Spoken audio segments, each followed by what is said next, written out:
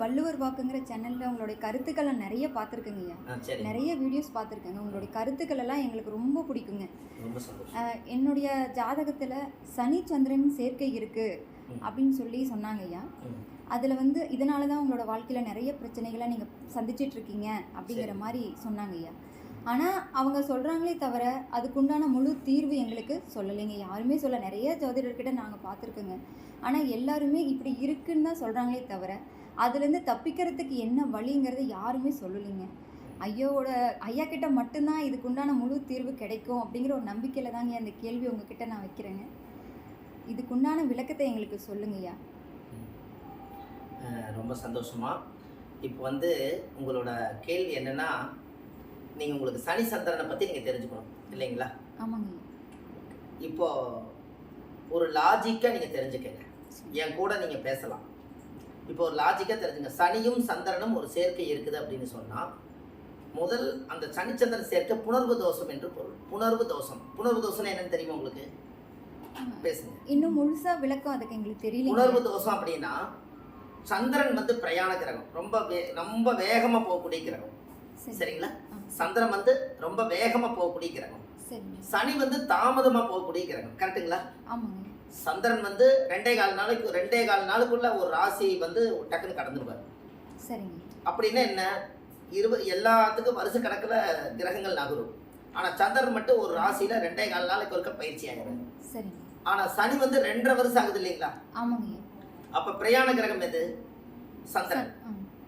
தாமதமான கிரகம் எது? சனி கிரகம். Very good. அப்ப சனியும் சந்திரனும் சேர்ந்தா இவங்க வேகமா போய் ஒரு காரியத்தை சாதிக்கலாம்னு நினைக்கக்கூடிய வேலையை இது பிடிச்சி நிறுத்தி வச்சிருக்கு.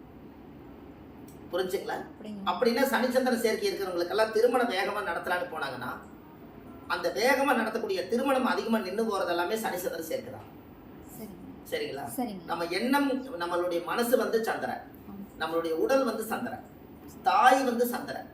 இந்த சனி அது கூட போய் சேர்ந்துருச்சுன்னா ஒரு கர்மாவா மாறி. சரிங்களா? இந்த சனி சந்திரன் சேர்க்கை இருக்கிறவங்களுக்கு பாருங்க, சந்திரனா மனசுன்னு சொல்லிட்டேன். இது மனசு, இது சனி குருவி மண்டையில பனங்காய் வச்ச மாதிரி. இது பெரிய சுமையா? அப்ப அவங்க வாழ்க்கையில ஒரு மிகப்பெரிய ஒரு சுமையை இறக்கி வைக்காம தவிச்சிட்டு இருப்பீங்க. நீங்க கரெக்டா இல்லையான்னு சொல்லுங்க. ரொம்ப சரியா சொன்னீங்க. அந்த சனி சந்திரன் சேர்க்கைங்கிறது கிரக சேர்க்கை நீங்க சொல்லிட்டீங்க. அருமையான விஷயம். இது புணர்வு தோஷம்னு ஒரு ஆங்கிள் வருது. ஒரு வேகமா போகக்கூடிய காரியத்தை தடுத்து நிறுத்தி அது கர்மாக்குள்ள கொண்டு போய் தள்ளிடும் சனி சந்திரன் சேர்க்கை. இப்போ இந்த சனி சந்திரனால என்ன அப்படின்னு கேட்டீங்கன்னா, உங்க முன்னோர்கள் அந்த காலத்துல அந்த சந்திரன் என்பது தாய், அந்த தாய்க்கு சாப்பாடு உணவு சரியா கொடுக்காம இருந்து அவங்க உணவில்லாமையே அவங்க காலமாயிருந்தாங்கன்னா, இந்த சனிங்கிற கர்மா போய் அது கூட சேர்ந்து இந்த ஜென்மத்தில் நீங்கள் நல்லா வேகமாக அனுபவிக்கக்கூடிய காரியத்தை எல்லாமே நிறுத்தி வச்சிடும். உங்களுடைய வளர்ச்சி குறைச்சி போடும். உங்களுடைய மனசில் இருக்கக்கூடிய அந்த பாரத்தை இறக்கி வைக்க முடியாமல் கோயிலாக போய் என்ன பண்ணுறதுன்னே தெரியாமல் உங்களுக்குள்ள ஒரு குழப்பம் இருக்கு. புரிஞ்சுங்களா? அப்போது 2.5 வருஷம் இருக்கக்கூடிய சனிக்கு 2.25 நாள் சந்திரன் மேலே போய் சேர்ந்தா அந்த மனசு என்ன பாடுபடுன்னு சொல்லுங்க. சந்திரனுங்கிறது சாதாரண விஷயம் இல்லை. சந்திரன் தான் இந்த உலகத்தில் பிரபஞ்சத்தில் சுற்றி வருது. ஆனால் சனிங்கிறது ஒரு கர்மா. இந்த கர்மாவில் நீங்கள் மாட்டிட்டீங்க இல்லையா? இதில் ஏதாவது ஒரு வெளியில் நீங்கள் கொண்டு போய் ஏதாவது ஒரு வழியில் இந்த கர்மாவை நீங்கள் தொலைக்கணும்ல? சொல்லுங்க. இது உங்களுக்குள்ள ஒரு பெரிய ஒரு போராட்டமாக இருக்குதுங்களா? வீட்டுக்குள்ளே பார்த்தீங்கன்னா நீங்கள் நம்ம சம்பாரிச்சிருப்போம், நம்ம என்ன சம்பாரிச்சோம், எப்படி வாழ்ந்தோன்னு நம்மளுக்கு தெரியாது. எவ்வளோ மிச்சப்படுத்தி வச்சேன்னு தெரியாது. யதார்த்தமாக எல்லாத்தையும் அள்ளி கொடுத்துட்டு கல்லின்னு கட்ட பேர் வாங்கிட்டு உட்காந்துருப்பீங்க. கரெக்டுங்களா? ஏன்னா இந்த சந்திரனா மனசு. உங்களை சாப்பாடு பரிமாற சொன்னா நமக்கு இருக்கிறத இல்லையா எல்லாத்துக்கும் போட்டு உட்காந்துக்குவீங்க. 2வது சமையல் ஆக்கிறதுக்கு வாய்ப்பு இருக்குது. அதான உண்மை. அவங்கள பரிமாற சொல்லுங்க. சனி சந்திரன் சேர்க்கைக்கிறவங்கள பரிமாற சொல்லுங்க. சனின்னா அசைவம், சந்திரன்னா சாப்பாடு. நீங்க அவங்கள பரிமாற சொன்னீங்கன்னா இருக்கிறதெல்லாம் யதார்த்தமா இலையில சாப்பாடு போட்டு நமக்கு இல்லைன்னா பரவாயில்ல, நம்ம அப்புறம் சாப்பிட்டுக்கலான்னு எல்லாத்துக்கும் தூக்கி எல்லாம் வாரி அவங்களுக்கு எல்லாம் அன்னதானம் பண்ணி போட்டு இவங்க விராலா உட்காந்துருப்பாங்க. இதே மாதிரி தான் வாழ்க்கையிலே இருப்பாங்க. அவங்க இப்படி இருக்காங்களான்னு நீங்க சொல்லுங்க. நீங்க சொல்லுங்கம்மா. ஆமாங்க ஐயா, அப்படிதாங்க இருக்கு. இது உங்களுக்கு தெரியுது. அப்ப சனியும் சந்திரனும் ஒரு ஜாதகத்துல சேர்ந்திருந்தா இவ்வளவு பிரச்சனை. சரி, இதுக்கு ஏதாவது உங்களுக்கு தீர்வு வேணும்ல? ஆமாங்க ஐயா, கண்டிப்பாக தெரிஞ்சுக்கணும். கண்டிப்பாக உங்களுக்கு ஒரு தீர்வு வேணுமில்லங்கம்மா? ஆமாங்க. இந்த சனி சந்திரன் சேர்க்க. ஆமாங்க. சரி, அப்போ வாழ்வியல் பரிகாரமும் உங்களுக்கு ஒன்று கொடுக்குறேன். வாழ்வியல் பரிகாரம்னு உங்களுக்கு என்னன்னு தெரியுமா? காசே இல்லாமல் காசே இல்லாமல் எளிமையான பரிகாரம். ரெண்டாவது புண்ணியமான பரிகாரம். புரிஞ்சுங்களா? இப்போ நீங்கள் நல்லா நினச்சி பாருங்கள். சனியும் சந்திரனும் ஒரு சேர்க்கை இருக்குது. இதுக்கு ஒரு பரிகாரத்தை நீங்கள் எடுக்கணும். இது புண்ணியமான பரிகாரமாக இருக்கணும். அப்போ எத்தனையோ பேர்த்துடைய ஜாதகத்தில் சனி சந்திரன் சேர்ந்துக்குமா இருக்காதுங்களா? கண்டிப்பாங்க சார். இருக்கும். இவங்க எல்லாத்துக்குமே இந்த பரிகாரம் வேணும் இல்லையா? சனியோட நேரம் என்னன்னு சொல்லுங்கம்மா? கருப்பு. சனியோட நேரம் கருப்புங்க ஐயா. கருப்பு. உங்களுக்கு சனியோட நேரம் வந்து கருப்பு. சந்திரனோட நேரம் என்ன? வெள்ளை. வெள்ளைங்க ஐயா. வெள்ளைங்க ஐயா. சந்திரனோட நேரம் வெள்ளை. அப்போ இங்க சனி சந்திரன்னா கருப்பு வெள்ளையா வருதா? ஆமாங்க ஐயா.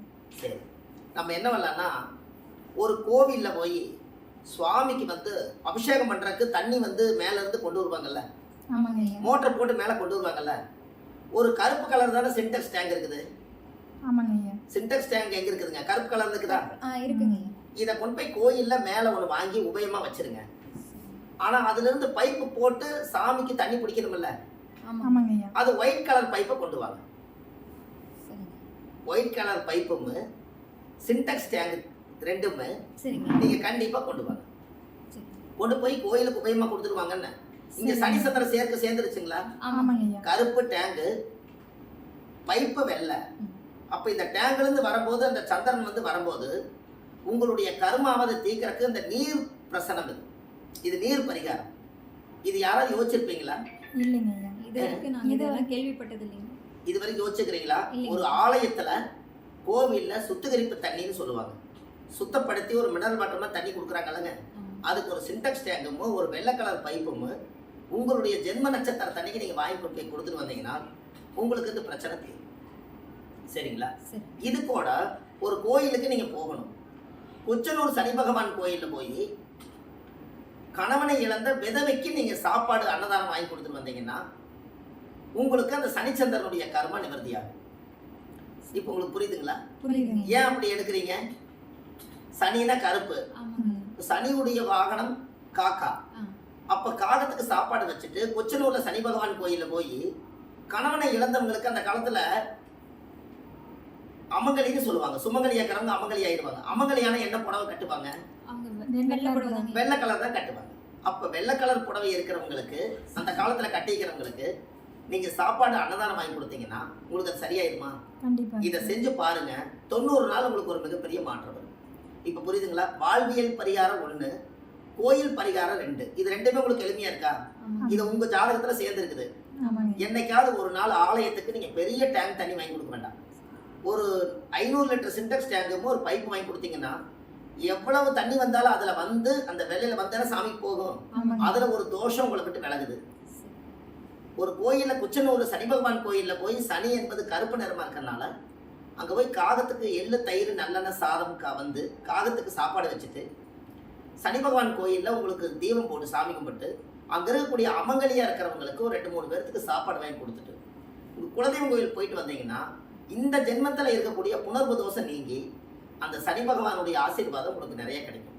இதுல இருந்து பாருங்க, அந்த சனிச்சந்திரனுடைய அந்த தாமதமான வேலைகள், நீங்க எங்கேயாவது ஒரு போறீங்க, ஒரு காரியத்துக்கு போறீங்க, எனக்கு இது நடக்கல அது நடக்கலன்னு உங்களுக்கு இருக்கும் இல்லையா, அது எல்லாம் சரியாகி அன்னையில இருந்து உங்களுக்கு ஒரு நல்ல மாற்றம் வரும். புரிஞ்சுங்களாமா? வேற என்ன உங்களுக்கு சந்தேகம் இருக்குன்னு கேளுங்க. இப்போ இது நான் சொன்னதெல்லாம் உங்களுக்கு என்ன இதுன்னு சொல்லுங்க. இதுவே முழுமையான விளக்கம் நீங்க கொடுத்துட்டீங்க ஐயா. அதான் இது வரைக்கும் கேள்விப்படாத பரிகாரங்களையும் நீங்க எளிமையாவே சொல்லிட்டீங்க ஐயா. அதற்காக உங்களுக்கு ரொம்ப நன்றிங்க ஐயா. ரொம்ப சந்தோஷமா. இது நல்ல கேள்வி. சுப மாரிமுத்துன்னு யூடியூப் சேனல்ல போனீங்கன்னா இப்போ அம்மா அவங்க ஜாதகம் பார்க்க வந்தாங்க. இது நேரலையா அவங்க உட்காந்து கேட்டதுனால இந்த சனி சந்திரன் சேர்க்கைக்கு ஒரு அருமையான ஒரு விளக்கத்தை உங்களுக்கு கொடுத்துருக்கேன். இது வந்து எல்லாரும், உலக மக்கள் அனைவருக்கும் சனிச்சந்திரன் சேர்க்கை யாருக்கெல்லாம் இருக்கோ அவங்க இந்த எளிமையான பரிகாரத்தை செஞ்சு அவங்க வாழ்க்கையில பலம் பெற்று வரணும் என்று சொல்லி சுப மாரிமுத்து திருப்பூர்லேருந்து ஆன்லைன்லேயே நான் ஜாதகம் பார்க்குறேன். உங்களுக்கு எந்த ஒரு சந்தேகம் இருந்தாலும் உங்களுக்கு எல்லாத்துக்கும் ஒரு விளக்கம் கொடுக்குறேன். அடுத்த பதிவில் உங்களுக்கு ஒரு நல்ல கருத்தோடு உங்களை நான் சந்திக்கிறேன். உங்களுடைய சுப மாரிமுத்து. நன்றி, வணக்கம்.